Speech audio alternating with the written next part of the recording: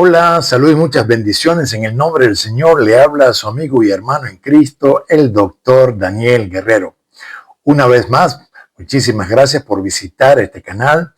Gracias por su participación, por hacer posible que este ministerio siga creciendo a través de su participación y también a través de su apoyo. Apoyo dándole me gusta a todos aquellos que han ofrendado para que este ministerio continúe produciendo todos estos mensajes, libros y materiales que regularmente publicamos para bendición de nuestros suscriptores y también seguidores. Muchísimas gracias por su apoyo, dándole me gusta, compartiendo estos mensajes, estos videos, porque la verdad es que nos estamos encontrando ante una situación de mucho engaño, de un poder engañoso grande que se ha desatado sobre las naciones y que necesitamos, a la luz de la palabra, fundamentados en la palabra que el Señor nos ha dado, contrarrestar todas esas mentiras y todos esos engaños que se están esparciendo a través de las múltiples redes sociales que ahora nosotros tenemos acceso. Así que muchísimas gracias por eso. Bienvenido una vez más. Bienvenida también a todos aquellos que se han suscrito y gracias por darle a la campanita de notificaciones para que usted no se pierda ninguno de los próximos videos, los continuos videos que procuramos producir y publicar preferiblemente semanalmente, tanto como podemos. Recuerden que yo tengo bajo mi responsabilidad 4 responsabilidades y a veces el tiempo no me da, pero procuro con todo estar aquí delante de ustedes compartiendo lo que encuentro en la palabra y lo que el Señor me da como ministerio, que tenemos la tarea de instruir sobre la profecía bíblica, fundamentada en la Biblia, y la intercesión profética, así como que también todas las enseñanzas que el Señor ponga delante de nosotros para compartir con todos nuestros seguidores y con todos los que se suscriben a este canal. Muchísimas gracias. Estamos muy, muy agradecidos. Y otra razón por la cual estoy muy agradecido es por hacer este estudio. La verdad que me ha permitido revisar a la luz de la Biblia, a la luz de la palabra de Dios, lo que realmente los profetas y los apóstoles y nuestro Señor Jesucristo han estado, enseñaron y que está allí presente delante de nosotros y que necesitamos es volver a ella, volver a la Escritura, releer la Escritura y dejar que sea ella la que nos guíe y nos ayude. Y hoy vamos ya con el cuarto video, el cuarto mensaje, el cuarto estudio bíblico y ya vamos a dejar lo que hemos podido encontrar en el Nuevo Testamento por ahora, pero vamos ahora al Antiguo Testamento específicamente. Vamos a estudiar 3 capítulos hoy de la profecía del libro de Daniel, el libro del profeta Daniel. Vamos a estudiar allí lo que él comparte para su tiempo, para su época, para su pueblo, y que puede ser de pertinencia, relevancia para nosotros hoy. Así que este estudio les prometo que va a ser bastante sorpresivo. Hay muchas sorpresas, hay mucho nuevo contenido de información que para mí mismo ha sido de gran bendición y que espero y oro que también sea de bendición para usted. Así que sin más, vamos a estudiar la palabra de Dios.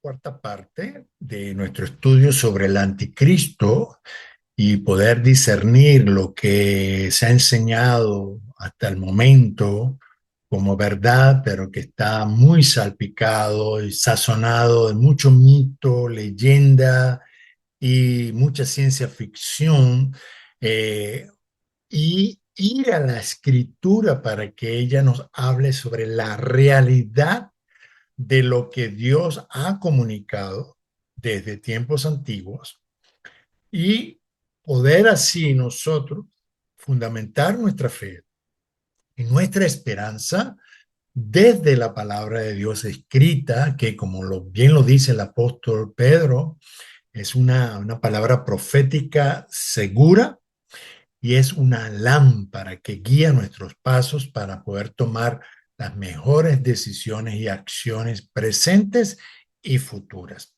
Así que hoy vamos a ir, como les dije, al profeta Daniel.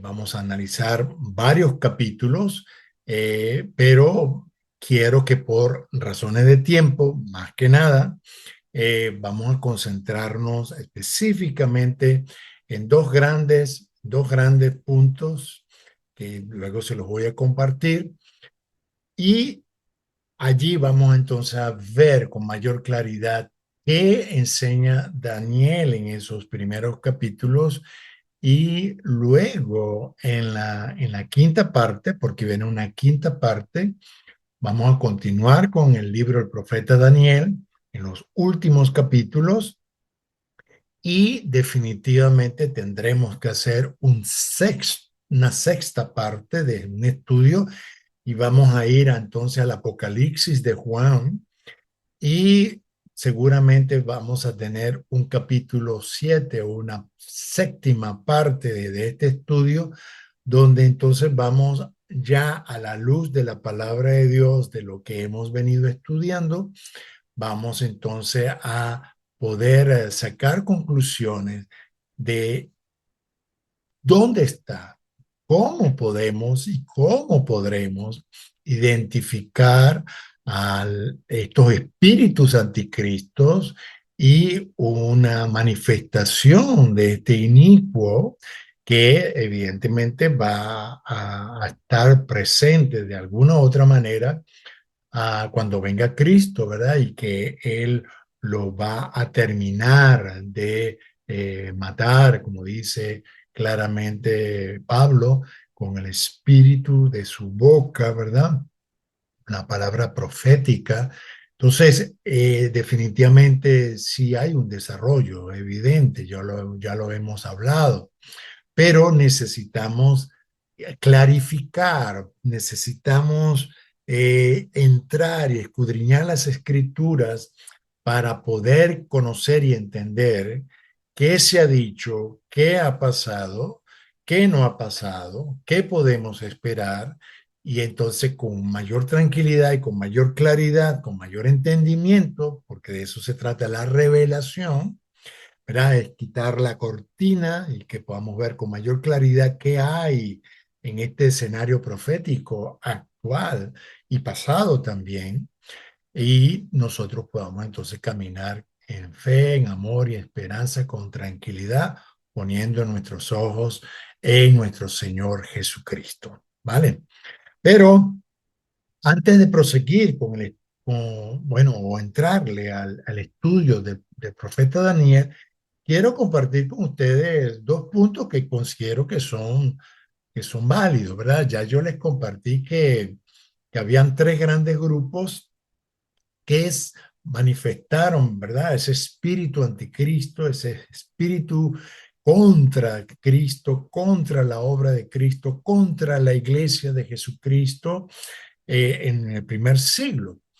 Pero pues también podemos hablar, ¿verdad? Y ya lo identificamos, que principalmente, y lo vamos a ver hoy quizá con un poco más de claridad, principalmente eh, Juan y el apóstol Pedro vieron que desde el seno de la iglesia ya se estaba vislumbrando, ya se estaba de alguna u otra manera manifestando personas que estaban operando bajo el espíritu anticristo.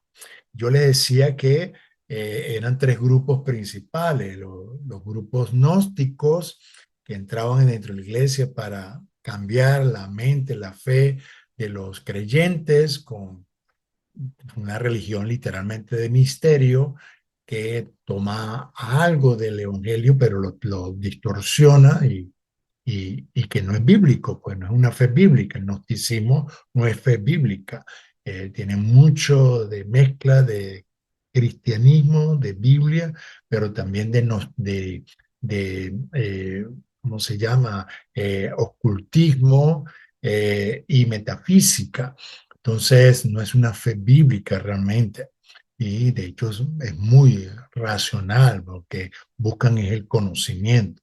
De eso también habla el apóstol Juan en sus cartas, ¿no? Que buscan conocimiento y son capaces de ir hasta la profundidad de las tinieblas en búsqueda de conocimiento. Pero también le decía que el otro grupo era el judaísmo, ¿verdad? Que desde el principio, judaísmo del primer siglo, que es muy diferente al judaísmo actual, por cierto, ¿ok? De eso también vamos a hablar más adelante, del judaísmo actual, que no es el judaísmo del primer siglo, ¿ok? Ni tampoco el judaísmo de Daniel, que era muy diferente. Entonces, el judaísmo como tal, y todavía, pues, manifiesta ciertas características que quisiera compartirlas aquí muy brevemente. Estos son puntos muy breves. Pudiéramos dedicar más tiempo, pero así como a estudiar un poco más a la Iglesia Católica Romana como una institución anticrista, ¿no? No lo hemos hecho, solamente hemos dado algunas pinceladas, algunas cosas por causa del tiempo principalmente. Pero podemos decir que desde el tiempo de Jesús, los apóstoles, la comunidad judía de Jerusalén y Judea se opuso al Evangelio y a la recién creada comunidad cristiana. O sea, los judíos y los judíos persiguieron a la recién creada iglesia. Y Pablo fue uno de ellos, pues, y el Señor pues intervino y se encontró con él ahí en camino a Damasco. Era un judío, fariseo, con una fuerte tradición judía y enseñanza, y el Señor intervino, y ahí se ve claramente en la conversión de Pablo la conexión entre Cristo y la iglesia, ¿verdad? Porque algunos dicen, no, yo no me opongo a Cristo, yo lo que me opongo es a la iglesia. Mire, discúlpenme, perdón, pero otra vez, si usted se opone a la iglesia de Jesucristo, usted se opone a Cristo. Y entonces el Señor le dice a Pablo, ¿por qué me persigue? Y yo, bueno, pero un momentico, ¿a quién yo estoy persiguiendo a los cristianos, estoy persiguiendo a estos herejes, estoy persiguiendo este nuevo grupo, ¿no? Y no, si los persigues a ellos, me persigues a mí. Y precisamente después le dice, yo te voy a enseñar lo que cuesta ser discípulo de Jesucristo. Ser discípulo, mi discípulo, y el precio. Y efectivamente así pasó. Entonces, el judaísmo no solamente se opuso a Cristo como Mesías y al Evangelio de Jesucristo, se opuso también a la iglesia y todavía hoy, así pasa, pues el judaísmo se opone a la iglesia de Jesucristo, así como también algunos judeo-mesiánicos, ¿verdad? Que dicen seguir a Cristo, a Yeshua, pero igualmente se oponen a la iglesia de Jesucristo y especialmente a la iglesia gentil de Jesucristo, ¿no? Entonces, eso es una operación del espíritu de anticristo en algunos hermanos y hermanas que formaron parte de la iglesia, de nuestra iglesia, de nosotros, ¿verdad? Como cristianos, como comunidad cristiana, formaron parte, recibieron instrucciones, pero se alejaron y siguiendo a falsos maestros, falsos profetas y, como dice el apóstol Juan, espíritus de error. Entonces, después de la destrucción del templo, los rabinos en la diáspora se vieron obligados a poner por escrito sus enseñanzas y tradiciones orales. Y en el proceso cambiaron la ley escrita de Dios y siglos más tarde también cambiaron el calendario que regiría sus fiestas y liturgias. Eso muy pocas personas lo saben. Ellos, muchos, sobre todo judíos mesiánicos, critican con razón y yo personalmente no veo cuál es el problema en el sentido de que eso es una verdad, que la Iglesia Católica Romana, precisamente movida por el espíritu anticristo, también cambió y se inventó una religión cristiana. Pero igual, muchos judíos mesiánicos se han inventado una religión judeo-mesiánica, ¿verdad? Siguiendo enseñanzas del judaísmo actual, que es completamente inventado, ¿ok? El judaísmo actual es totalmente inventado. Cambiaron las leyes, cambiaron el calendario y se oponen a Cristo. Entonces, el judaísmo actual es literalmente un judaísmo inventado y eso obedeció a, claro, a causas históricas, es razonable. Se quedaron sin templo, se quedaron sin Jerusalén, se quedaron sin muchas cosas y literalmente tuvieron que inventarse un judaísmo, pues, en la diáspora. Pero decir que ese judaísmo es fiel a las escrituras es incorrecto. El judaísmo actual, que es un judaísmo rabínico, se fundamenta en la tradición oral de los rabinos, igual que la Iglesia Católica Romana se fundamenta en la tradición oral de los padres, supuestamente. ¿Ok? Entonces, es lo mismo. ¿Por qué? Porque opera el mismo espíritu anticristo. ¿Ves la conexión?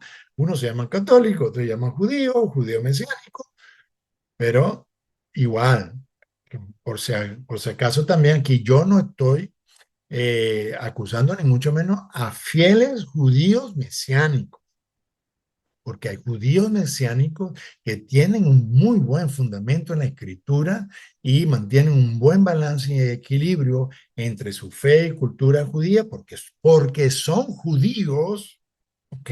Porque lo son, porque nacieron de madre judía y crecieron dentro de un contexto judío, solo que se encontraron con el Mesías y son judíos mesiánicos.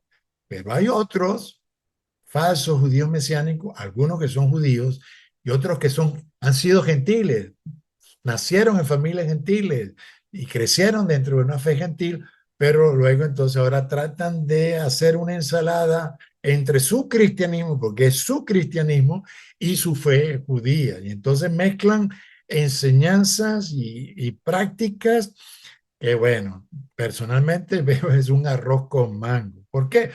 No está fundamentada en la escritura, no está fundamentada en la enseñanza clara de nuestro Señor Jesucristo, no está centrada en la enseñanza de los apóstoles y de las escrituras realmente del Antiguo Testamento. Eso es otro tema, quizás más adelante pudiéramos tocarlo. Si usted está interesado que aborde sobre eso, sobre el judaísmo actual, yo he hecho un estudio amplio porque he tenido que investigar con mayor claridad y con mayor fundamento este tema del judaísmo actual y también sobre este nuevo judeomesianismo que está surgiendo y que desde el primer siglo viene afectando a la iglesia del Señor, pero que gracias por su Espíritu Santo y el poder de la palabra hemos mantenido y hemos perseverado y así lo haremos hasta el fin, como el Señor nos ha prometido. Amén. Entonces, desde entonces el judaísmo en general y en especial el rabínico, que es el que tenemos principalmente tanto en el judaísmo ortodoxo, el judaísmo ultraortodoxo y el judaísmo en algunos grupos judeo-mesiánicos que siguen las enseñanzas de los rabinos, rechaza a Jesús como el Mesías, niega su unidad con el Padre y su divinidad. Eso es cierto.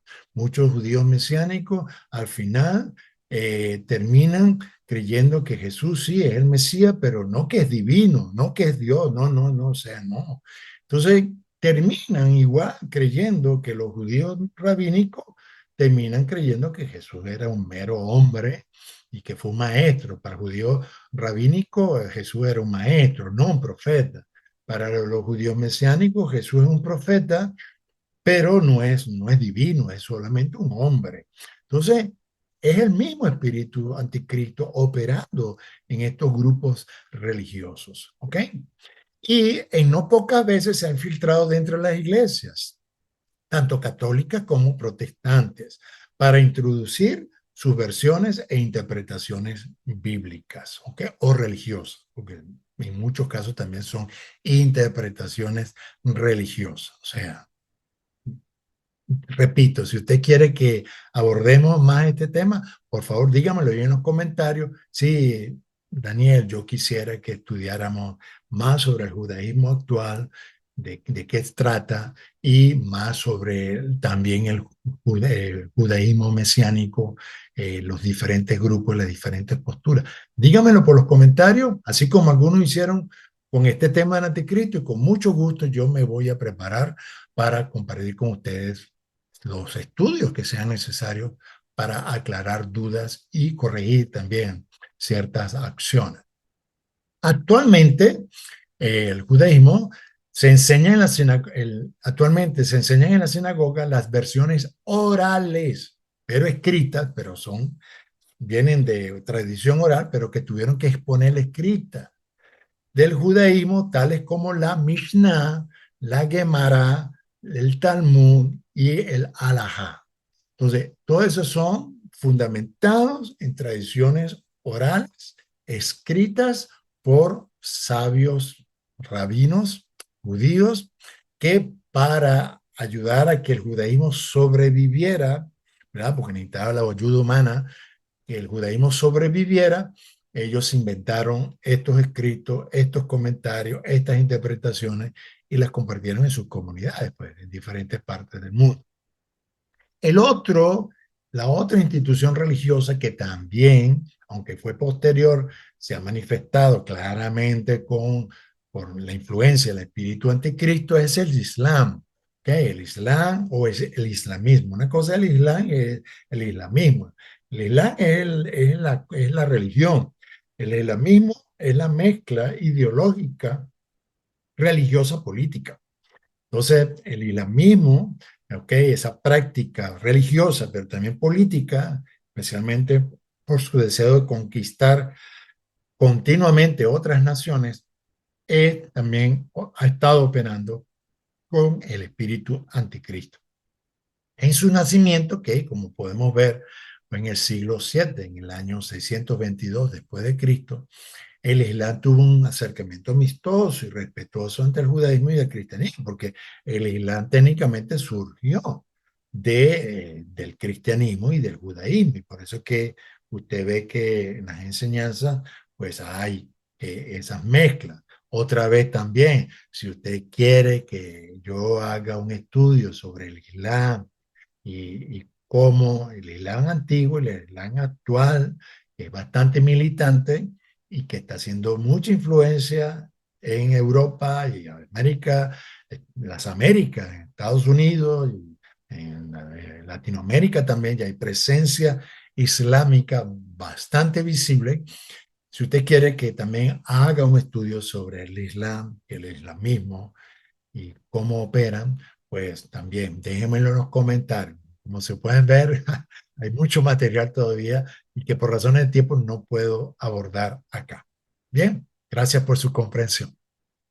Aunque desde el inicio aceptó a Jesús como profeta y lo sigue aceptando como profeta, más tarde fue Mahoma quien se elevó por encima de Jesucristo y los otros profetas bíblicos, declarando que su revelación, la revelación que Mahoma recibió por parte de un ángel, era superior. ¿Ok? En su continua expansión, el islamismo, que hay cambio ya de islam a islamismo, con su mezcla de fanatismo político religioso, se ha opuesto a la predicación del evangelio y ha perseguido de manera despiadada a los cristianos y a la iglesia en general. Actualmente hay una fuerte crisis de una masacre que hay en Nigeria, eso es lo más reciente, pero años atrás, 2014, 2015, fue ISIS, ¿no? El Estado Islámico que surgió de ahí, de Siria e Irak, que hicieron grandes masacres, no solamente contra otros musulmanes, sino también contra muchos cristianos. Y recientemente también en Siria, ¿verdad? Grupos que apoyaban el nuevo líder que se levantó allí fueron hacia el occidente y atacaron a comunidades drusas y comunidades cristianas y mataban a los cristianos. Entonces, esto sigue. O sea, eso fue desde el principio, se ha desarrollado por muchos, muchos años, muchos siglos y continúa actualmente el Islam, el islamismo persiguiendo a la iglesia del Señor.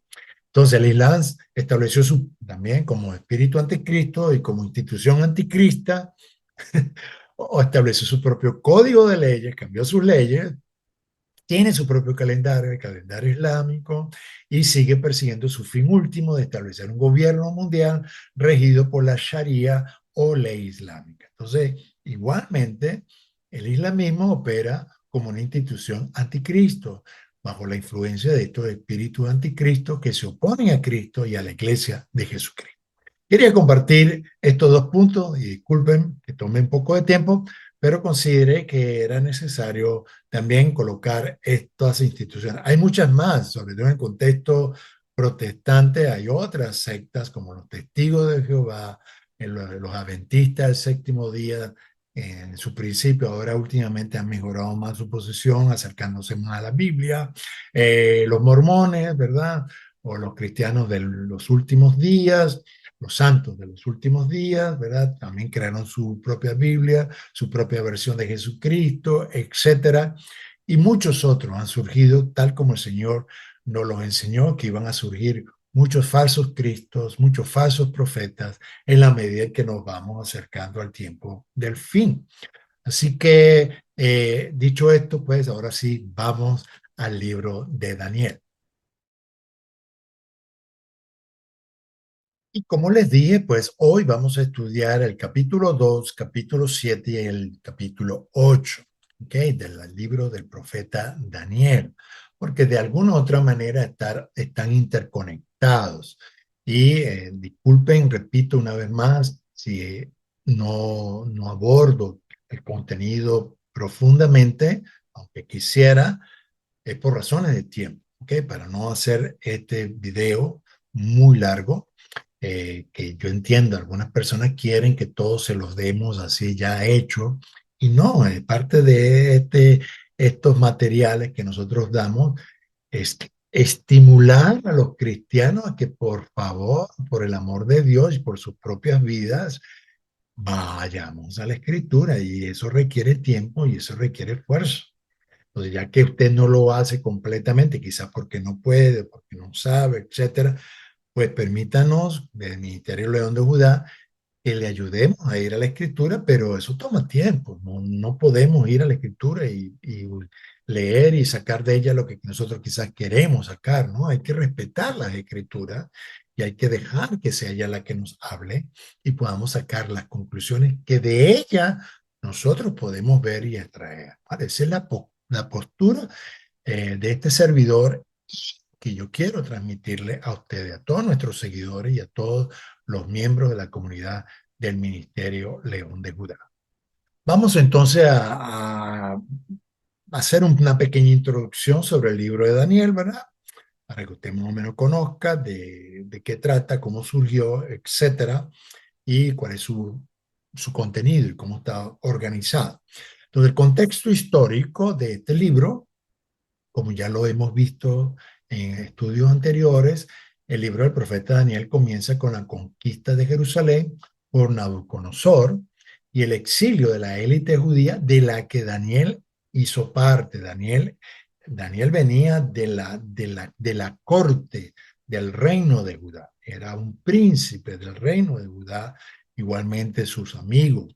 Entonces ellos eran parte de esa élite judía que fue exiliada, que fue expulsada de Jerusalén y que ahora se encontraba en Babilonia. Entonces, tanto Daniel y sus amigos eran parte de esa primera diáspora, porque fue una primera diáspora que los babilonios hicieron cuando atacaron Jerusalén y Judá. Sacaron a un grupo de personas, muchos de ellos eran familias, repito, de la corte del reino de Judá. Y luego, cuando ya en segundo tiempo los babilonios destruyen a Jerusalén y la ciudad, entonces ahí sí sacan a la mayor cantidad de la población y solamente dejaron a los más pobres de los pobres en el territorio para que se quedaran allí bajo, pues, la misericordia de Dios y otros reinos que estaban alrededor. La división de este libro son dos. Todos los estudiantes hablan de dos grandes bloques, ¿no? Una primera parte que podríamos decir que es histórica, narra la historia de Daniel, lo que él vivió ahí en la corte ahora de Babilonia, lo que él tuvo que aprender, cómo él tuvo que moverse. Capítulo 2 que lo vamos a estudiar ahora, cómo él interpretó el sueño del rey Nabucodonosor, y el milagro de la salvación de sus amigos, y también el milagro, la salvación de Daniel también, ¿no? Entonces, ahí en esa primera parte histórica, pues vemos estas historias, estos relatos, digamos, biográficos del profeta Daniel y sus amigos. En la segunda parte, entonces, más profética, del capítulo 7 al capítulo 12, que es lo que vamos a centrarnos en el estudio de hoy y en el próximo estudio que voy a publicar pronto, muy probable que a principios de la próxima semana. Y ahí sí es la parte más profética, ¿no? Y desde aquí él recibe visiones proféticas sobre el futuro, incluyendo la caída de imperios, de varios imperios, y la venida del Mesías, tan esperado por los judíos y los israelitas desde el principio. Estas visiones se centran en los eventos venideros, la angustia final del pueblo de Dios, en este caso del pueblo de Dios, estoy hablando de Israel, de Judá, ¿ok? Y la eventual victoria del reino de Dios sobre todos los reyes y reinos de la tierra. De eso trata esta segunda parte que vamos a ver. Los estilos literarios principales, ¿ok? Son la prosa o narración de relatos, que la podemos ver precisamente en la primera parte, del capítulo 1 al capítulo 6. Se centra en la figura de Daniel, en la corte. Después sigue una estructura narrativa similar en cada relato, donde Daniel enfrenta un problema, un desafío del rey, y a través de la ayuda de Dios lo resuelve de manera milagrosa. Transmite también enseñanzas morales y la fidelidad de Dios, y definitivamente la soberanía y el poder de Dios para librar a su pueblo en medio de las naciones, ¿ok? Y el segundo género es el género apocalíptico, profético. De hecho, podríamos decir fácilmente que esa segunda parte del libro de Daniel sería el Apocalipsis de Daniel, ¿eh? Técnicamente, porque de ahí, del capítulo 7 al 12, esos últimos 5 capítulos son de carácter apocalíptico, profético. Hay un dato ahí muy interesante que encontré y wow, me ha sorprendido grandemente. Es un género literario que se define por una revelación sobrenatural transmitida por un ser celestial a un receptor humano. De eso se trata el género apocalíptico. ¿Ok? Se caracteriza también por el uso de visiones, simbolismo, figuras angelicales, lenguaje enigmático, hay mucho enigma, mucho misterio, y un enfoque en eventos cósmicos y escatológicos, es decir, para el tiempo del fin, ¿no? Que también tenemos que definir eso, el tiempo del fin, cómo lo usa Daniel, porque Daniel usa mucho la frase tiempo del fin, de qué fin se está tratando aquí en Daniel, ¿ven? Que algunos ven el tiempo del fin, inmediatamente ya, para el final y no, no, tenemos que entender el tiempo del fin para cada autor y el tiempo del fin para cada momento en que fue escrito cada libro, ¿ok? Y el propósito principal entonces del libro de Daniel, como es un libro apocalíptico, se caracteriza por dar esperanza al pueblo judío, muy particularmente en este caso, pues, porque todos salieron del reino de Judá, durante la diáspora, reafirmando que Dios interviene en la historia para triunfar sobre el mal y salvar a los justos. De eso se trata, y así pasa, y lo vamos a ver también en el Apocalipsis de Juan. De eso se trata. ¿Ok? Dar esperanza de que no todo está acabado, de que aunque hay sufrimiento, hay dolor alrededor, Dios sigue bajo control de la historia y Él va a salvar a su pueblo y Él va a cumplir sus promesas a su pueblo y Él va a establecer su reino donde su pueblo va a ser parte y va a reinar juntamente con Él. Ahora pues vamos a hacer una lectura de este capítulo 7. Vamos a comenzar con la lectura del capítulo 7, luego vamos a hacer una comparación entre capítulo 2 y capítulo 7 y vamos a ver cuáles cosas son comunes y cuáles no. Pero en este capítulo 7 de Daniel podemos leer de la manera siguiente. Yo comienzo desde el versículo 2, porque el primer versículo básicamente habla del contexto histórico, en qué momento fue escrito, ¿vale? Que eso también ya lo hablamos. Un estudio anterior sobre el ciclo de enseñanza que vimos sobre en qué tiempo estamos. Si usted está interesado en este estudio, le voy a dejar la descripción y voy a colocarlo también aquí para que usted le haga clic y pueda verlo. Daniel dijo, miraba yo en mi visión de noche, en mi visión, y aquí que los cuatro vientos del cielo combatían en el gran mar, y cuatro bestias grandes, diferentes la una de la otra, subían del mar. La primera bestia era como un león, tenía alas de águila. Mientras yo miraba, sus alas le fueron arrancadas, fue levantada del suelo y puesta sobre dos pies como un hombre, le fue dado corazón de hombre. He aquí otra segunda bestia, semejante a un oso, estaba levantada de un costado y en su boca, entre sus dientes, tenía tres costillas. Y le dijeron así, levántate y devora mucha carne. Después de esto seguí mirando y aquí otra más, otra bestia más, semejante a un leopardo que tenía sobre su dorso, o sea, su espalda, cuatro alas de ave. La bestia tenía cuatro cabezas y le fue dado dominio. Después de esto seguí mirando en las visiones nocturnas y aquí una cuarta bestia, terrible, espantosa y de en gran manera fuerte, que tenía enormes dientes de hierro, devoraba, desmenuzaba y hollaba los restos con sus pies. Era diferente de todas las bestias que le antecedieron y tenía 10 cuernos. Mientras yo contemplaba los cuernos, he aquí otro cuerno pequeño surgió entre ellos. Tres de los primeros cuernos fueron arrancados delante de él. Y aquí este cuerno tenía ojos como los ojos de un hombre y una boca que hablaba con mucha arrogancia. Entonces quise saber la verdad acerca de la cuarta bestia, que era diferente de todas las demás y en gran manera terrible, con sus dientes de hierro y sus garras de bronce, y que devoraba, desmenuzaba y hollaba los restos con sus pies y la verdad acerca de los 10 cuernos que tenía en su cabeza y del otro cuerno que había surgido delante del cual cayeron tres de ellos, es decir, el cuerno que tenía ojos y una boca que hablaba con mucha arrogancia y cuya apariencia era mayor que la de sus compañeros. Mientras yo miraba a este cuerno, hacía guerra contra los santos y prevalecía sobre ellos, hasta que vino un anciano de días y se hizo justicia a favor de los santos del Altísimo, y llegó el tiempo cuando los santos tomaron posesión del reino.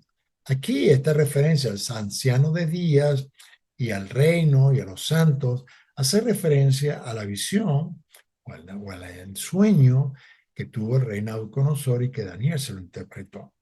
Para que usted sepa, y por eso que vamos a ver que sí hay cierta conexión y relación con el capítulo 2. ¿No? Vamos a ver ahora la interpretación angelical. Eso es lo que él vio. Y entonces él dice, yo quería saber, quise saber acerca de, especialmente de esta cuarta bestia. Entonces vino un ángel y se le acercó y le dijo, estas bestias enormes, que son cuatro reyes. Y ya está la interpretación, ¿verdad? Estas bestias se trata de cuatro reyes y por ende también cuatro reinos, porque los reyes gobiernan sobre reinos, ¿cierto?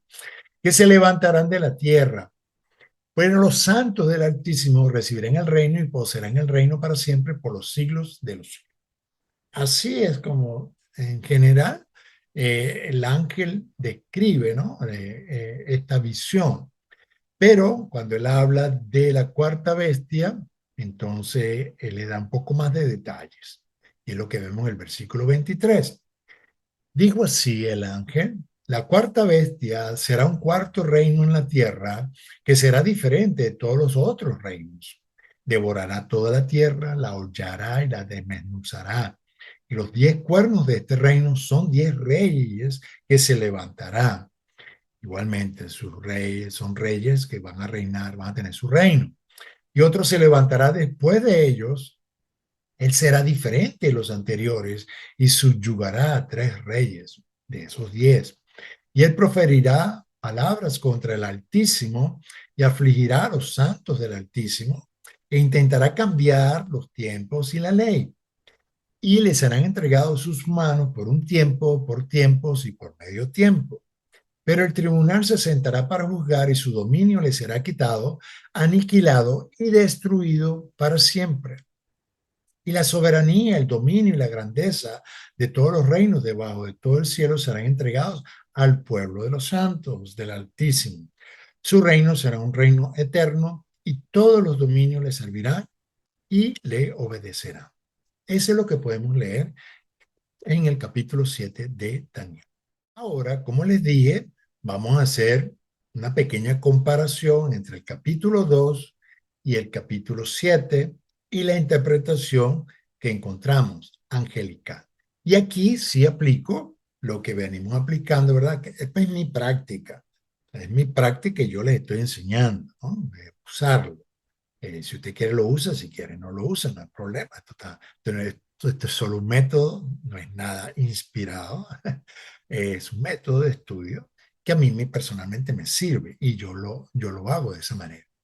Entonces, vamos a ver y aquí entonces usted va a poder ver un poco mejor las diferentes partes, ¿no? Y particularmente me centro por causa del tiempo, en la cuarta bestia, que es la que técnicamente aquí también nos interesa, en este capítulo 7.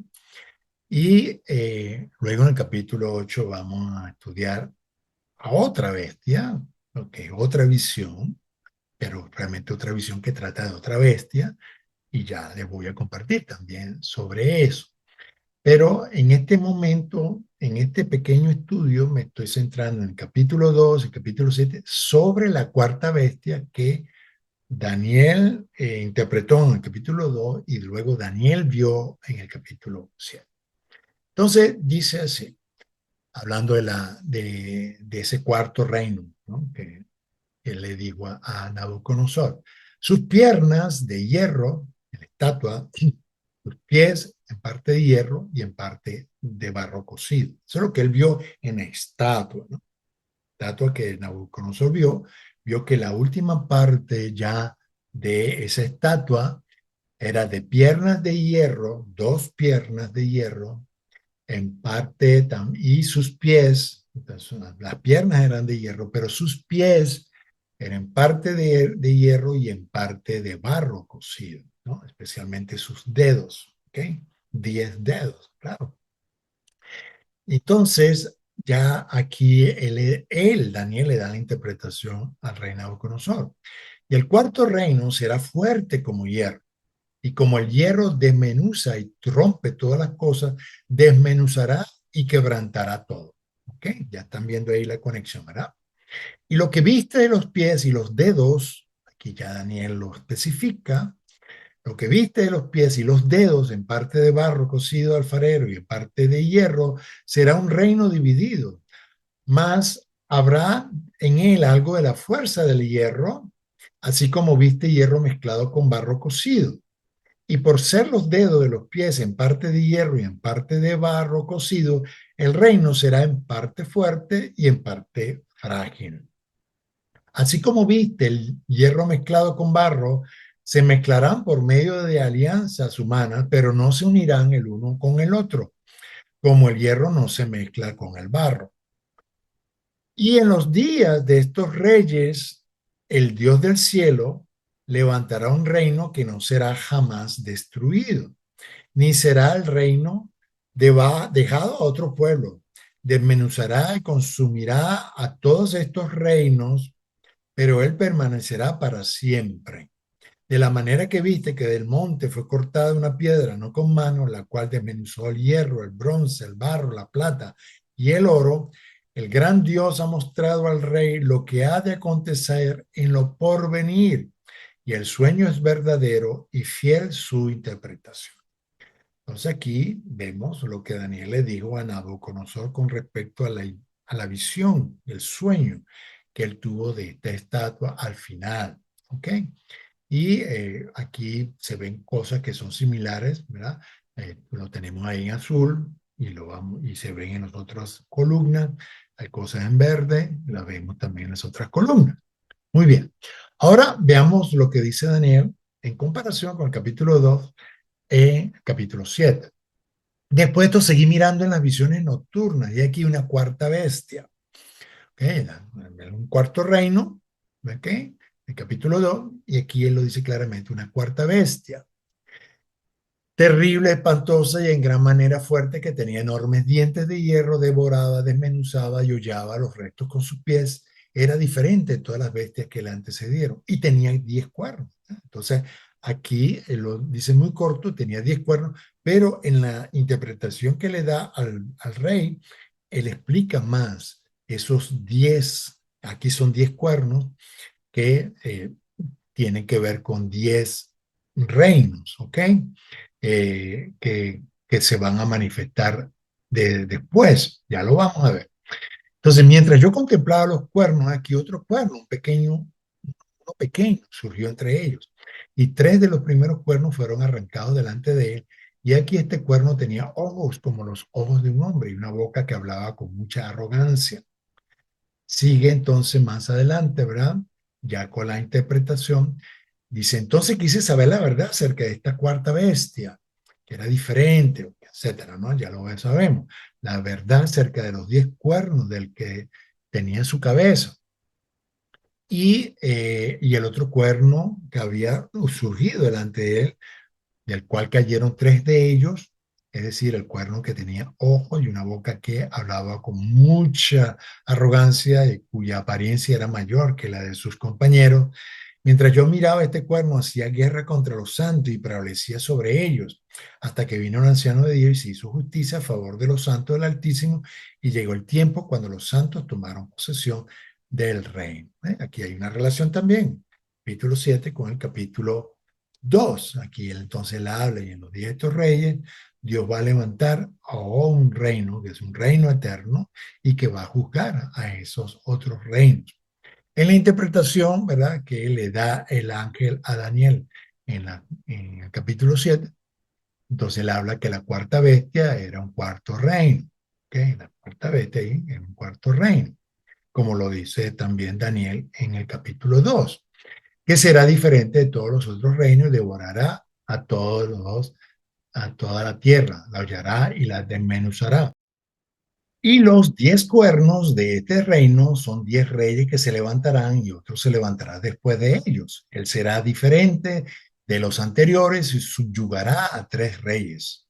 Y él proferirá palabras contra el Altísimo y afligirá a los santos del Altísimo e intentará cambiar los tiempos y la ley, y les será entregado en sus manos por un tiempo, por tiempos y por medio tiempo.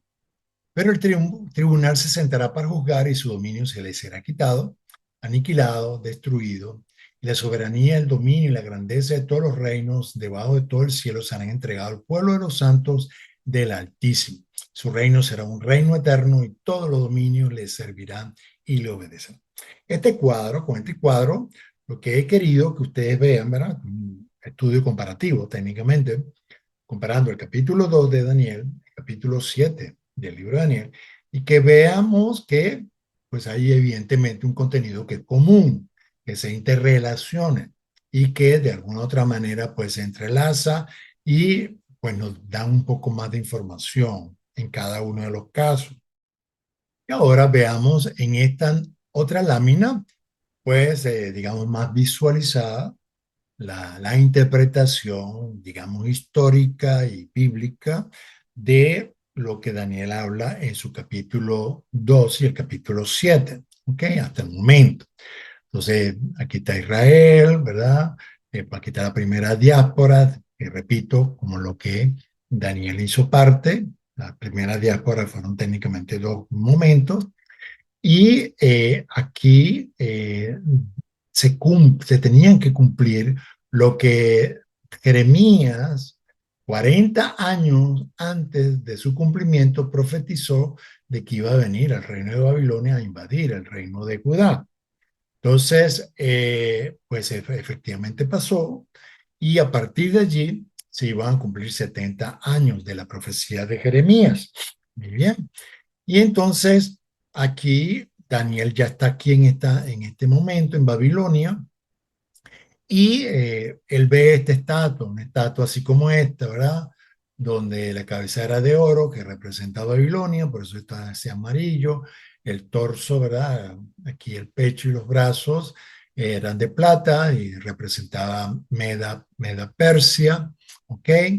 Y dos brazos porque era precisamente Medo Persia y que luego quedó como Persia, el vientre de bronce, ¿ok? Representaba a Grecia, o representó a Grecia, y aquí entonces las piernas de hierro y los dedos de hierro y barro representaba a Roma, en principio de hierro, ¿ok? Y que también se dividió en dos, en la Roma occidental y la Roma oriental, o bizantina. Igualmente se dividió, igual como se dividió también el reino medo-persa. Y que al final de los días era, pues, de sus dedos de hierro y barro, ¿no? Entonces aquí está ilustrado como este periodo aquí de barro con hierro, la segunda diáspora, que en este caso aquí ya estoy incluyendo pues la llegada de, digamos, la restauración de Israel, ya no como reino, el reino de Israel y Judá ya eso estaba eliminado, eso fue el fin de la era del reino de Israel y del reino de Judá, y ahora está la era del Estado de Israel, que es muy diferente a nivel político y también a nivel espiritual, ¿ok?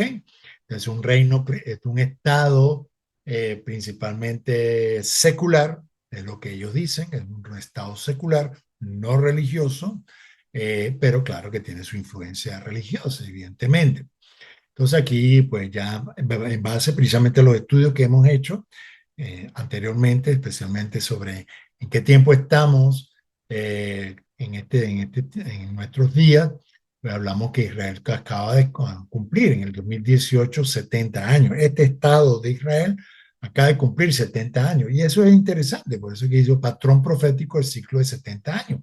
Tenemos 70 años aquí, tenemos 70 semanas acá, tenemos 70 años aquí otra vez. Entonces, aquí, por cierto, también hubo 70 años desde la aparición de Cristo hasta la destrucción del templo. Y aquí tenemos el cumplimiento, así como está el cumplimiento de las 70 semanas de Jeremías, así también hubo un cumplimiento de las 70 semanas de Daniel que ya se cumplieron. A diferencia de yo sé que lo que yo enseño, lo que yo me encuentro en la Biblia es muy diferente a lo que se propaga en muchas iglesias y por las redes cristianas de que las 70 semanas todavía necesitan cumplirse. Desde esta perspectiva de este servidor, por lo que leo en la escritura, claramente entiendo que las 70 semanas ya se cumplieron.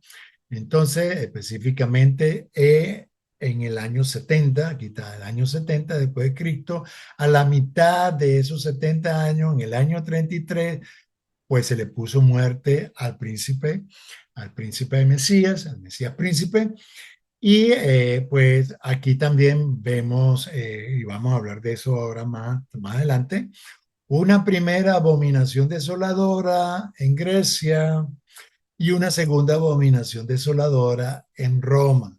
Eso ya pasó, ya se cumplió. Entonces, esta la ejecutó Antíoco Epífanes y esta la ejecutó Tito Vespasiano. ¿Okay? Aquí ellos dañaron el templo y también lo saquearon el templo. Igualmente aquí también dañaron, desecraron el templo y también saquearon al templo y lo destruyeron. Entonces, esto es lo que hasta el momento se ha cumplido. A partir de aquí, pues empieza lo que se llama el tiempo de gentiles. Y aquí ya también ya hubo gran tribulación aquí y hubo gran tribulación acá. Hubo gran tribulación acá para el pueblo de Israel y los judíos. Y aquí yo debería ponerlo aquí también. Gran tribulación acá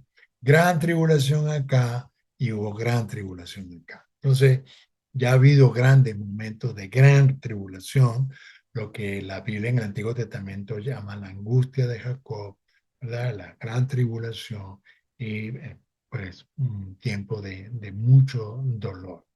Bien, aquí vamos a hablar entonces de esta cuarta bestia y su cuerno pequeño, y que ya hemos identificado, ¿verdad? En el video anterior, que se trata del Imperio Romano y el papado, o sea, el Imperio Romano como cuarta bestia y el papado que surge de esa cuarta bestia, que es el papado con su pequeño reino de la Iglesia Católica Romana, Apostólica Romana.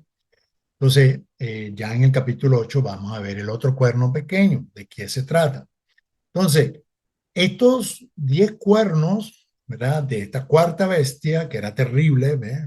Muy diferente a todas las demás, con grandes dientes y uñas de bronce, etcétera, significan que de este imperio se levantarían 10 reinos o provincias, y ahora sabemos que bueno, fueron provincias. Estos 10 reinos eran provincias del imperio romano y surgieron como reinos separados tras la caída de Roma occidental por el año 476 después de Cristo y dieron origen a la Europa actual, por cierto. Entonces, la caída del Imperio Romano como tal, del Imperio Occidental, sucedió en el 476 después de Cristo. Y a partir de esa caída, pues surgieron 10 reinos. ¿Okay? Ya lo vamos a analizar. Y de esos 10 reinos surgió un pequeño reino que lo podemos identificar como la Roma papal. Los 10 cuernos que surgieron tras la caída del Imperio Romano Occidental son, porque estos fueron reinos que fueron creados a raíz de las invasiones de las tribus germánicas, bárbaras, que desde el norte se aliaron entre ellas, tal como Daniel lo profetizó. Muchos de estos tribus, que aunque eran tribus y eran diferentes, ellos se aliaron para derrotar a su principal enemigo, que era el Imperio Romano. Pero de cada una de estas tribus surgieron reinos y luego naciones. Vamos a ver aquí algunas. El reino de los francos, ¿verdad? O la tribu de los francos, de los galos también, los visigodos, los ostrogodos, los hugonotes, los lombardos, los sajones, los burgundios, los érulos, o también estamos ligados con, bueno, con Alemania, los vándalos y los suevos. Estos fueron los grandes 10 reinos que surgieron después de la caída de Roma. De esto prácticamente no se enseña en las iglesias. No se enseña el aspecto histórico de la profecía bíblica. De hecho, en esta investigación, este estudio, en algunos momentos busqué a otros autores y todo el tiempo, empezaban con Daniel e inmediatamente se iban para Apocalipsis y correlacionan todo directamente y no se dedica el tiempo necesario importante de estudiar la profecía bíblica en su contexto histórico primero, cómo surgió esa profecía, dónde estaba Daniel, por qué lo hizo y luego su cumplimiento histórico, porque toda profecía tiene un cumplimiento histórico en principio. Entonces, un buen intérprete de la escritura necesita estudiar el texto, el contexto del texto, el contexto histórico, y en el caso profético, la profecía bíblica, él necesita entender si esa profecía ya tuvo un cumplimiento histórico. Bueno, de este cumplimiento histórico, básicamente no se enseña, y es muy lamentable, porque entonces se deja otra vez, porque como que se quiere dejar la idea de que toda la profecía bíblica es para el futuro, todo es para el futuro. No, eso viene, no, no, ya se cumplió. Ya hemos visto una primera parte de que muchas cosas ya se cumplieron. En este caso, estos 10 cuernos ya se cumplieron. Y efectivamente, de esos 10 El cuerno pequeño, que ya lo hemos identificado, también derribó y anuló, desapareció a 3 reinos. De esos 10, la Roma papal, pues derribó y se hizo desaparecer a los vándalos, los ostrogodos y los érulos. ¿Ok? Entonces, estas 3 provincias o reinos son conocidos en la historia como reinos arrianos, porque ese es otro aspecto. Ya para ese momento, muchas de estas tribus germánicas, bárbaras, ya habían sido cristianizadas, ya habían tenido contacto, estamos hablando ya del cuarto, quinto siglo, ya habían tenido contacto con la fe cristiana, pero algunos se pegaban a la corriente mayoritaria de la fe cristiana, mientras que habían otros todavía que se apegaban a la creencia de la fe de los arrianos, que para ese momento todavía era, digamos, de cierta influencia, ¿ok?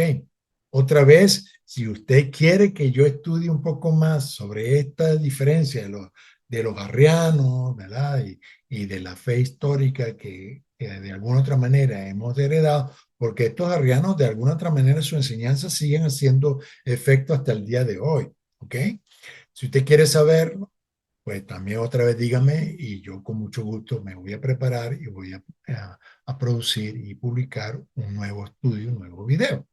Pero basta decir que los arrianos, cristianos arrianos, pues ellos consideraban que técnicamente Jesús no era Dios, Jesús era hombre y negaban la divinidad de Cristo, ¿ok?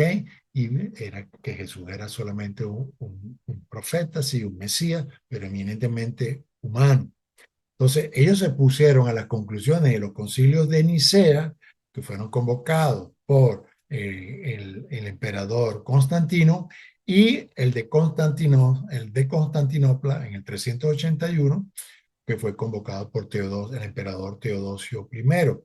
Entonces, el rey que le puso fin al Imperio Romano de Occidente fue Odoacro, quien era de origen érulo. ¿Ok?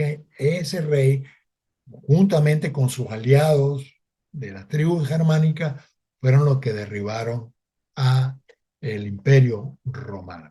¿Vale? Entonces aquí ya identificamos de manera histórica los 10 cuernos y el cuerno pequeño. Por cierto, entonces aquí usted puede ver claramente que de estos tribus bárbaras cristianas, por cierto, también ya tenían una influencia cristiana. Surgieron entonces las naciones futuras que iban a constituir a la Europa. La Francia, los francos, Francia, los visigodos, España, los hugonotes en Francia, los lombardos, sobre todo en la parte norte de lo que ahora se conoce como Italia, los sajones, ¿verdad? De ahí viene anglo-sajón, vinieron del Reino Unido. Los burgundios se alojaban en Escandinavia y también se ubicaron en lo que ahora se conoce como Suiza. Los érulos venían de ahí, de esa área germánica. Todos ellos realmente venían de esa zona norte de Alemania y de los países que luego surgieron lo que se conoce como los vikingos, ¿no? Entonces los vándalos, que bueno, fueron desaparecidos, los ostrogodos también fueron desaparecidos, y los suevos que se ubicaron también en España y Portugal. Entonces, esto es lo que podemos hablar de estos, digamos, las tribus, estas naciones que surgieron después de la caída del Imperio Romano y que luego con el paso del tiempo, y es por eso que necesito que veamos un sexto estudio, porque vamos a ver el desarrollo histórico. Mucho de esto yo lo comparto en mi libro El Gran Engaño. El libro El Gran Engaño, que fue primer publicado en el 2005, hice una segunda edición en el 2020 y es muy probable que dentro de poco tenga que hacer una tercera edición, ¿ok? Para actualizar las informaciones y muchos de los estudios que he venido compartiendo en este canal y en el blog Tesoros y Secretos. Pero si usted está interesado en adquirir este libro, El Gran Engaño, puede ir a Amazon y allí usted lo puede adquirir a un módico precio, tanto en su versión digital como también en su formato físico o tapa blanda. Muy bien, ya técnicamente para terminar, entonces veamos ahora esta nueva lámina, analizando la cuarta bestia principalmente. No me voy a detener, ¿ok? En esto anterior, porque ya se lo expliqué. Lo que podemos decir, bueno, fíjate, aquí en esta lámina, si pongo aquí hubo gran angustia, porque eso fue lo que profetizó Daniel para la venida del reino de Grecia. Y aquí profetiza el Señor y Daniel gran tribulación. Entonces, eso ya se cumplió. Muy bien. También pongo entonces que aquí hubo abominación desoladora, ya vamos a ver, ¿verdad? Que esta abominación también se terminó cuando surgieron el reino y la familia de los macabeos. Fue un periodo de aproximadamente 100 años que hubo aquí en un interlace ahí, un interludio básicamente, pero todavía los macaberos estuvieron primero subyugados, todavía continuaban bajo subyugación de Grecia y también más adelante ellos se colocaron bajo la protección del Imperio Romano para salir de Grecia y luego el Imperio Romano en el año 63 antes de Cristo pues tomó ya completamente posesión de otra vez del reino de Judá. Quizás en una corrección de la lámina voy a poner que realmente no están completamente libres. Estuvieron subyugados por Grecia por un lado y por Roma luego. Entonces realmente lo voy a colocar aquí abajito el azul y esto aquí todavía, estos reinos gentiles subyugando a el reino de Judá o a los judíos que estaban en Jerusalén todavía por cierto tiempo. Aquí tanto se vino Jesucristo mientras Roma estaba presente. También aquí en el 70 pues fue destruido y se dio la abominación desoladora. Aquí también hubo abominación desoladora. Aquí después entonces hubo gran angustia que guió a la liberación del templo y de Jerusalén, pero todavía bajo mucha opresión, bajo el imperio griego.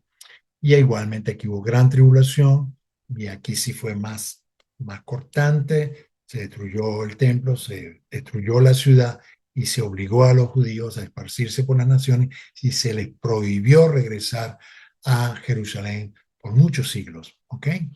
Y entonces aquí, como les dije, pues aquí estaba este periodo de Roma, de los dedos, ¿ves? De los dedos, así como está aquí, debo ponerlo acá. La próxima vez voy a cambiar esto, voy a ponerlo así como está acá, porque la Iglesia Católica Romana surge desde el año 325, poco antes de la caída de Roma como tal, ¿no? Entonces, aquí vemos que Roma continuó pues dividida en 10 reinos. Estos 10 reinos que podemos ver acá son, ya los vimos, ¿verdad? Franco, visigodos, ostrogodos, hugonotos, lombardos, sajones, burgundios, perdón, vándalos y suevos. Y el cuerno pequeño, ¿eh? Entonces aquí se ven estas bestias y se ve este cuerno pequeño que fueron arrancados los ostrogodos, los érulos y los vándalos. Y finalmente, pues ya después, en la reconquista de Roma, se establecen ya la Iglesia Católica Romana en el año 380, ya Teodosio I decreta que la religión oficial del Imperio Romano era el cristianismo, pero el cristianismo romano, que poco a poco fue evolucionando, poco a poco se le fueron añadiendo dogmas y dogmas, muchos de esos dogmas eran técnicamente herejías, no eran escriturales, Pero en principio, realmente la Iglesia Católica conservaba mucho de la fe apostólica, ¿ok? Con ciertas añadiduras que podemos analizar más adelante, que yo las analizo, por cierto, en el libro El Gran Engaño, pero todavía conservaba cierta pureza, ¿no? Cada vez fue añadiendo sus dogmas, sus prácticas, que lamentablemente pues desviaron cada vez más a la Iglesia Católica de la fe bíblica apostólica original que podemos encontrar en las Sagradas Escrituras. Bien, así que esto es básicamente lo que podemos encontrar en estos textos de capítulo 2 y el capítulo 7 de el profeta Daniel. En el próximo video vamos a analizar el capítulo 8, particularmente, para algunos que ustedes ya saben, ¿verdad? El capítulo 8 tiene que ver con la profecía sobre Grecia y especialmente de la abominación desoladora. Vamos a ver de qué se trata, qué fue lo que pasó y vamos a ver cómo evolucionó todo. Pero en esta primera parte del capítulo 2 y capítulo 7 podemos encontrar que sencillamente hay una relación entre la estatua, que no la coloco aquí por cierto, sino que coloco ya de una vez las bestias de Daniel, ¿verdad? Y lo que representan, los reinos que representan, y el última manifestación o evolución de esa cuarta bestia romana, y por último la Iglesia Católica Romana como la manifestación de la apostasía, tal como el apóstol Pablo lo profetizó, y Juan también, el apóstol Juan también habló claramente que ya estaba operando y que pues se iba a manifestar, y efectivamente así sucedió siglos después, ¿ok? Aquí Pablo profetizó aquí en el año 50, 52, y Daniel aquí ya en el siglo, a finales del siglo primero, y todavía continuó por 3 siglos más, una gran persecución, terrible persecución contra la iglesia de Cristo y contra los judíos, que pues terminó con esta división de el Imperio Romano hasta al final. Entonces aquí vemos quién comenzó técnicamente la Iglesia Católica Romana. Pues el Concilio de Nicea en el 325 y luego que Constantino fue técnicamente el primer emperador cristiano, que técnicamente era nominal, y Teodosio I, otro emperador romano, también estableció que fuera la Iglesia cristiana romana la religión oficial del imperio. Todos aquellos que no se sujetaban a esta Iglesia cristiana católica eran perseguidos, y como ustedes bien saben, hubo la Inquisición, pero mucho antes de la Inquisición también hubo mucha persecución a los cristianos. Los torturaban, los mataban, los ahorcaban, los exponían al escarnio público, y a los judíos también los sacaron de varios reinos, de España, de Francia, de Inglaterra, de otros países. Los judíos sufrieron mucha persecución y expulsiones de estos reinos cristianos. Por eso es que muchos de los judíos pues tienen adversión a lo que es el cristianismo y a este Jesús romano. Yo digo, bueno, pero ese Jesús no es judío, ese Jesús es romano. ¿Okay? Entonces, en parte tienen razón. Entonces, lamentablemente, la Iglesia Católica desdibujó, desfiguró la imagen de Jesús, del Jesús judío, el Mesías judío, del que los apóstoles creyeron y los primeros cristianos, ¿verdad? Creyeron, y que ahora nosotros creemos, porque precisamente vamos a la Escritura. Vean lo importante que es ir a las Escrituras, porque si no dejamos que la Escritura nos hable, pues sencillamente podemos ser víctima y presa del error de las religiones, ¿ok? De todas las religiones.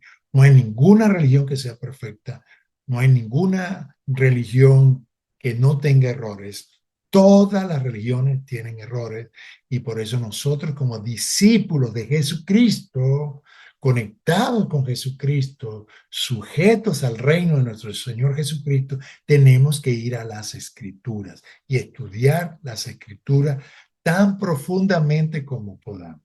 ¿Ok? Repito aquí, yo he tenido que hacer un resumen, he tenido que ser breve.